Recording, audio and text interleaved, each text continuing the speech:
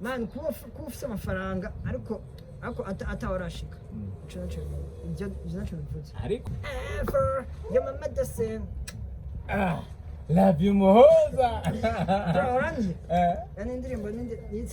indirimbo nanditse kubwa muhoza iri dedicate kuri muhoza nise my medicine babo byo ubuzima waravuyemo babo vidabwira babo rana babo ego je byarashikiye nero kandi byageze kunshikira ndongera priera ubu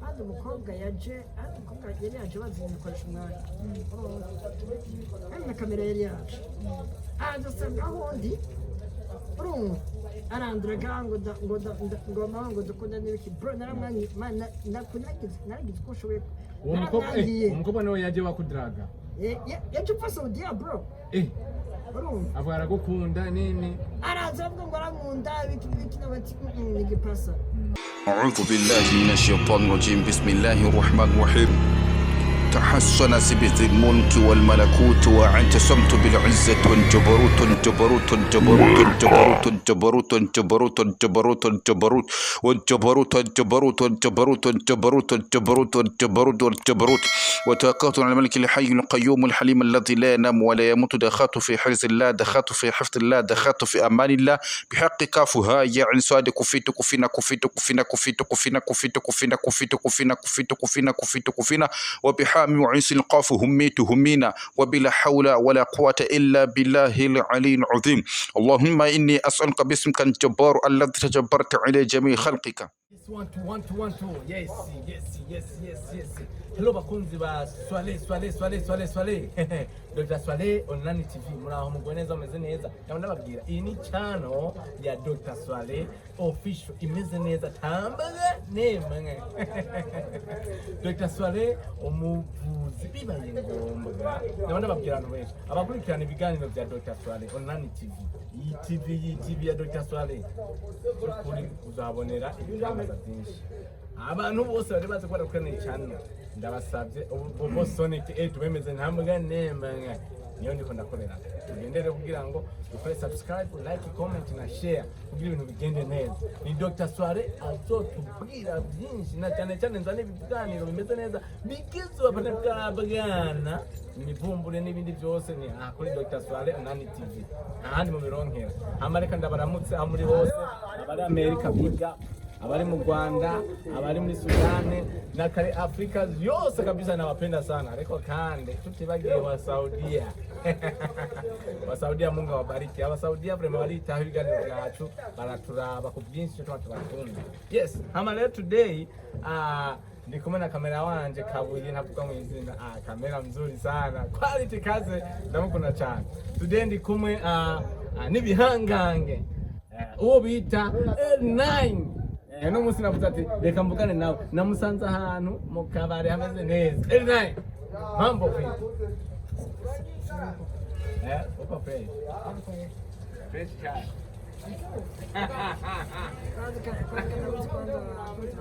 Baba Dr. Swale Anani TV Yo, salut la famille, j'espère que vous allez bien. Moi de ma part, ni bon, Nicole, ni Easy. Comme d'hab, vous êtes avec Elvan Baby, le rappeur qui déchire tout le temps, sans peur, sans arrêt. C'est du rap. L9 murumba mazina yiwe ntaho yasubiramo kandi L9 no muzina gusanganye na mtu simjui ila naona kama ni baby yako shushu bitunguru sonde yangene mambo uko fresh kwa majina Estera Estera mbona na sauti nzuri kipaji cha Mungu nini L9 uko umeona alikuwa na Estera L9 tumanze kwanza tuvuga ati bon après-midi vous allez bien kwa Kiingereza good afternoon good evening Not gonna go different. good afternoon Good afternoon. You're so beauty. Yambuza nawe.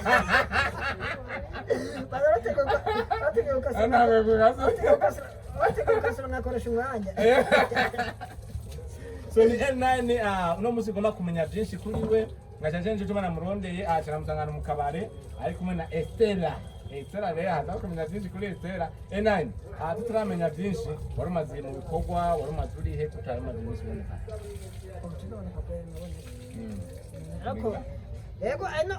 ego ile frère naramaze iminsi nyene ntaboneka nkaho ku social media ariko nanje nuko ntaboneka kwanje nyene kwari mu bindi bintu nyene urumva hamwe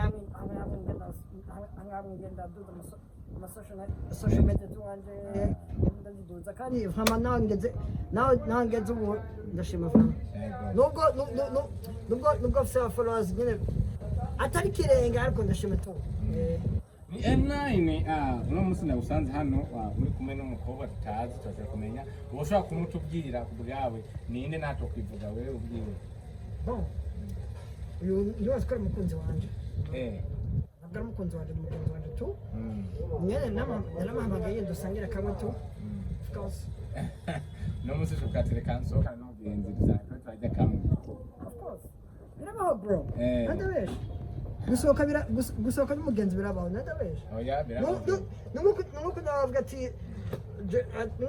ati ko shaka gusohokana naka eka mama kari naka basi dusohoke dusangire kamwe tubiri hama tukitahire of course ese ni kweli kabisa nenda na kusema kama wewe afya Ni kweli.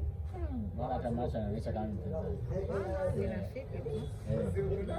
Sinayo ndo urafiki ule tu wa simu kwa sababu ni star. Kwenye simu ndio. Ila tuishi naye. Ni rafiki tu wa kawaida. Umependeza. Na wewe unajua Kifaransa? Kidogo.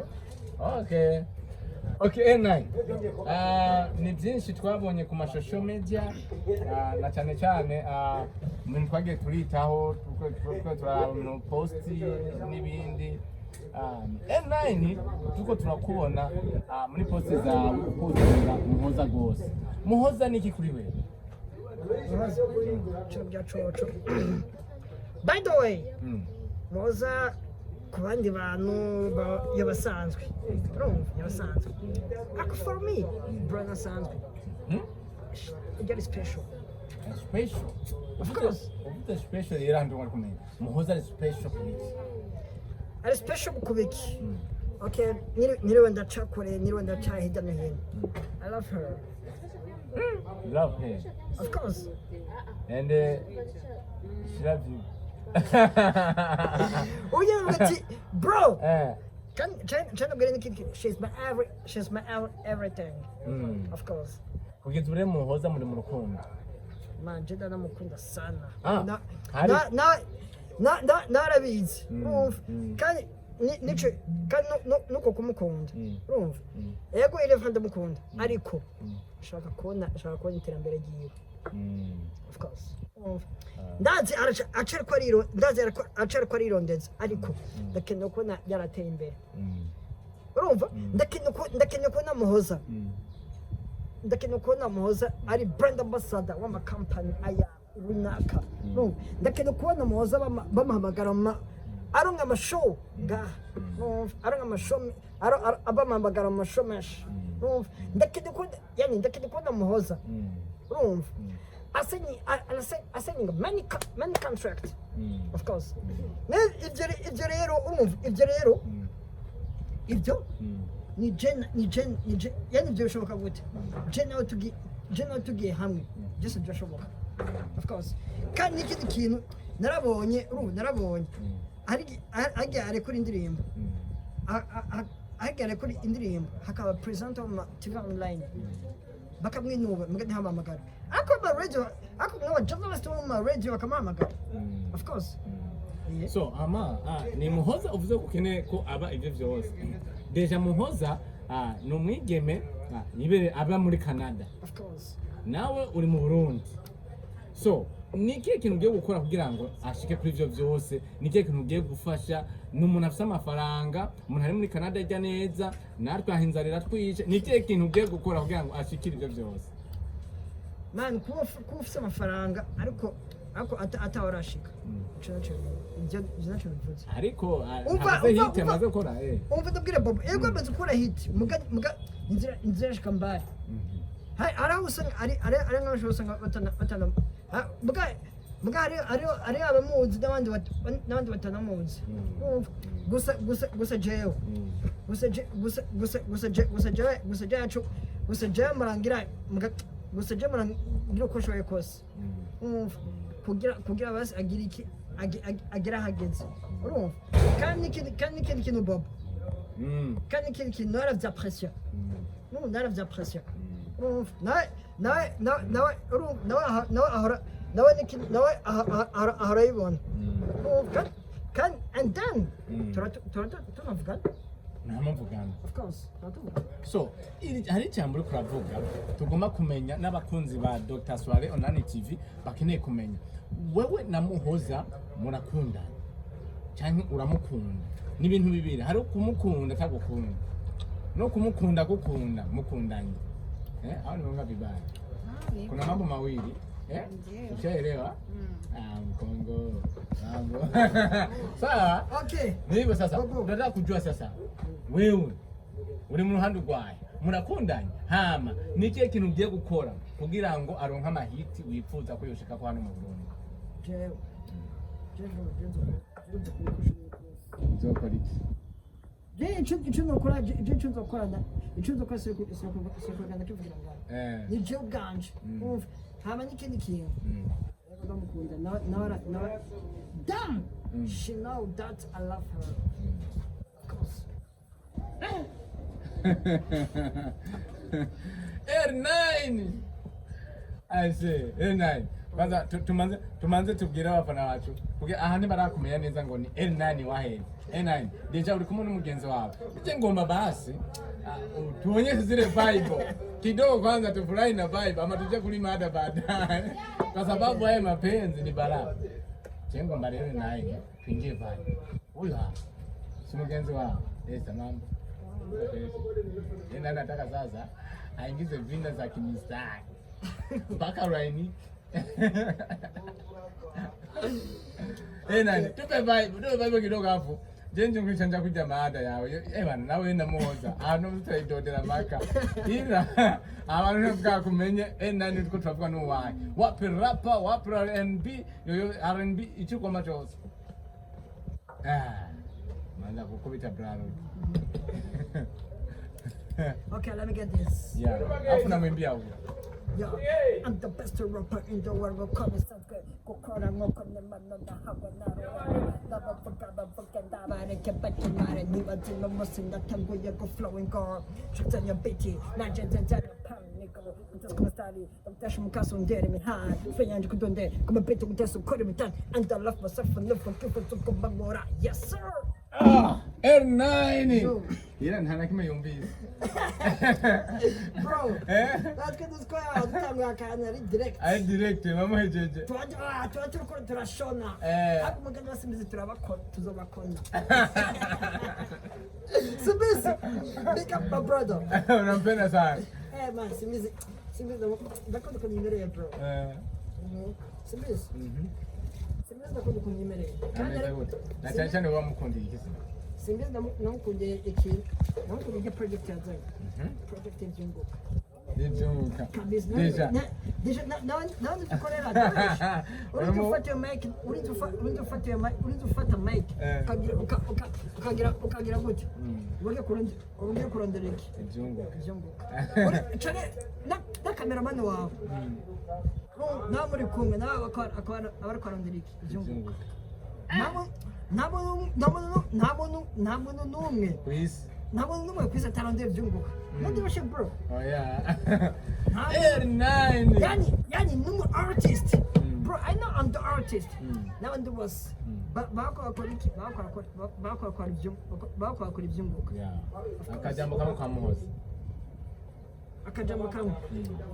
You're my everything, my only one can do better. Trust me, give me love, you know we're back on forever. You're the one, I'm the best ever. You're my medicine.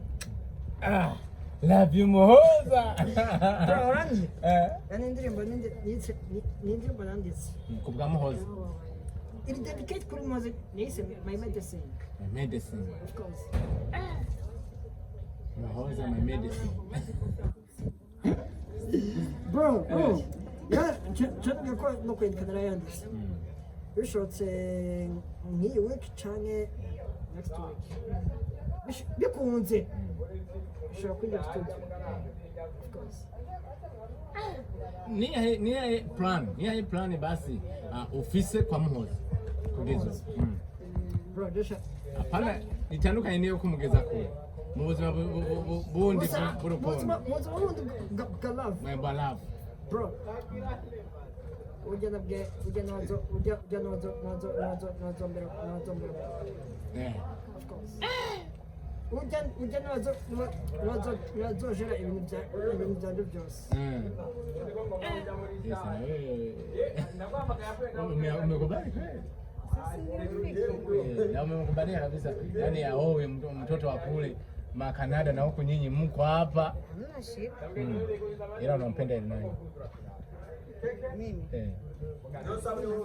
Haumpendi na mmekaa wote. Ni rafiki. Na leo amekutoa nje tena haumpendi. Ni rafiki. Rafiki kipenzi. Baba vile bwira. Egari gukunda n'ikindi kintu hariyo relation amicale na relation amoureuse. Yeah, of course. Friendship na relationship. Musangiye friendship. Friendship too. Relation amicale gusa nakyo. Ntabindi. Ibindi byose nibyo mpropoza ngo alimwambia Mungu kuna mwambia kumkona ndani. Kwa hiyo tabasamu yake wewe unakunda kozi. Bro, mani umebrand kwa watu wengi uonekana mwigeto wanangu umeshikwa. Ufatwa mwigeto. Babo, unajua tunaona vuyemo. Babo, venda bila bro. Ana babo. Ego je zarashikiye nero kandi yageze kunshikira ndondera priera obus kubera Muhoza. Bro, ngiye ani kindi kintu ego ari bese y'umuhoro kandi umukobwa yaje bazinkoresha umwanya na kamera yari yaje adusanga aho ndi aranduraga ngo dukunda n'ibiki bro naramwanyi naragize uko nshoboye. Umukobwa nawe yaje wakudiraga yaje upfa Saudiya bro. Avuga aragukunda nini araza avuga ngo arankunda ibiki n'abati n'igipasa rani basi yasanze kumutanga araza avuga ngo ibiki ngo arankunda ibiki manje naramwangiye.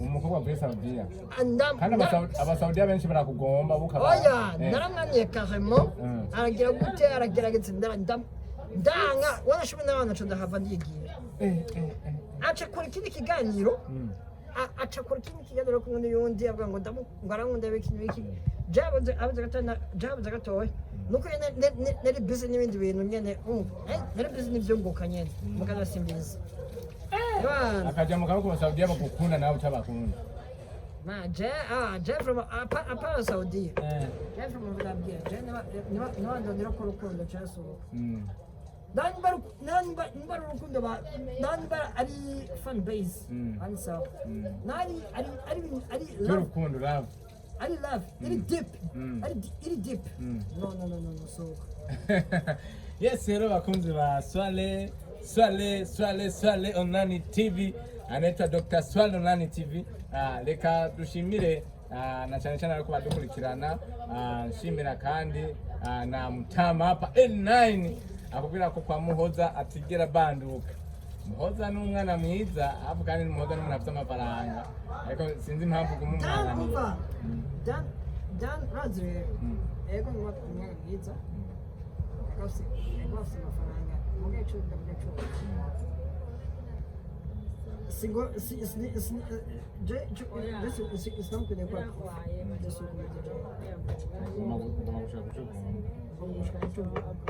kandi umuntu ariho kandi n'ikindi bo n'ikindi bo n'umuntu ariho reconnaissant reconnaissant basi ara reconnaissant ikintu umugirira ugiye uramusapotinga jamu rana baba aramusiga igize comfort ashimye icyo kintu cyanjyoheye Dan nikindi nisnevuga akandeta asante reka nimshukuru Esther akirundo Mimi kirundi nakisikia lakini kuongea kinashika. Naomba muze kirundo bitahora muga ntuza kuvuga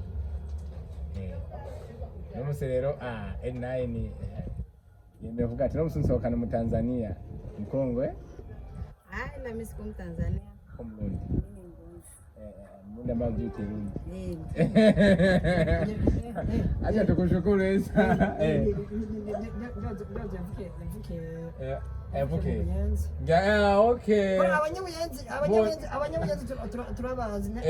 Na kirundi wazi. Na kirundi unavuke mu kirundi dakinzi. Nabavuke. Of course. Na umunyabuyenzi. Ngoba takiswazi. Jewe. Nungoroge bro. Don't disturb me. Don't disturb me. Yeah. Okay, acha tumshukuru Esther na ukanye duhaya hafu tumewakuta mnakunywa mutwabarire kumanya wanyutubize na cyane cyane N9 ntwara kunagomba kumenya N9 na Muhoza ubimenye gute kuko hari gihe byashamirana ko muri ko muravugana nabi mu gihe yari kumwe na Chris MB baba ntitwize gushamirana twaravugana Deja mugabo arekanye kushavuye mugeba Chris MB yagwa posti kumbe yari songe yiwe gomba kubahi jeje nari ndabizi yari post mugana nje wati ndabizi of course urero Muhoza akora ikintu buzuwe araguha raporo bon turatugana sometime okay acha niwashukuru kandi bashimire na cyane cyane bato basi ya mwisho iyi bato rero singoma ngo uje kwa Muhoza tunamazana bato ukamubwira mu nshuti yawe unamusohoye nini mambo mengi afu Kiingereza kwa wingi Kifaransa Kiswahili okay je chambere na mbere kashimira kwanza akunza Dr. Swahili TV amanda bwire cece n'abakunzi banje N9 vraiment pourquoi bari banyeretse n'aba followers fise ugatari kirenga fise 1k followers kuri FB na Instagram na kwijja ariko bagiye baramanuka akora ndoza hari ikibazo cyo bacira baye ariko nanzi kizokemuka of course hama amakubwo kuko bagiye baranyereka n'ubagenda baronyereka kandi batibagira no kugoreka Muhoza bagenda kuri YouTube channel barabe indirimbo urandohora ya Muhoza na Ellis Boy ni fresh kandi bagira kugira subscribe like share no kuri channel yanje ni Ellen Baby bagira kugira subscribe like share niki no kuri TV yanje of course nibagira kugira subscribe like share yeah. Okay. Peace out. Okay, thanks very much. Ndabashimiye cyane. Hama natwe nibagire gukora kuri Dr. Swale Onani TV. Subscribe, like, comment na share kugira ngo ibintu bibandanye bigenda bimeze neza. Reka ndabashimire gose abafashe kano kanya kudukurikirana n'amakuru mashasha mumvise kwa L9 Imana ibamhezagirire mvuge ngo ciao ciao. أعوذ بالله من الشيطان الرجيم بسم الله الرحمن الرحيم تحسن بذي الملك والملكوت واعتصمت بالعزة والجبروت الجبروت الجبروت الجبروت الجبروت الجبروت الجبروت الجبروت والجبروت الجبروت الجبروت الجبروت الجبروت الجبروت والجبروت وتوكلت على الملك الحي القيوم الحليم الذي لا ينام ولا يموت دخلت في حرز الله دخلت في حفظ الله دخلت في امان الله بحق كافها يعني صاد كفيت كفينا كفيت كفينا كفيت كفينا كفيت كفينا كفيت كفينا كفيت كفينا كفيت كفينا وبحق حامي وعين سين قاف هميت همينا وبلا حول ولا قوة إلا بالله العلي العظيم. اللهم إني أسألك باسمك الجبار الذي تجبرت على جميع خلقك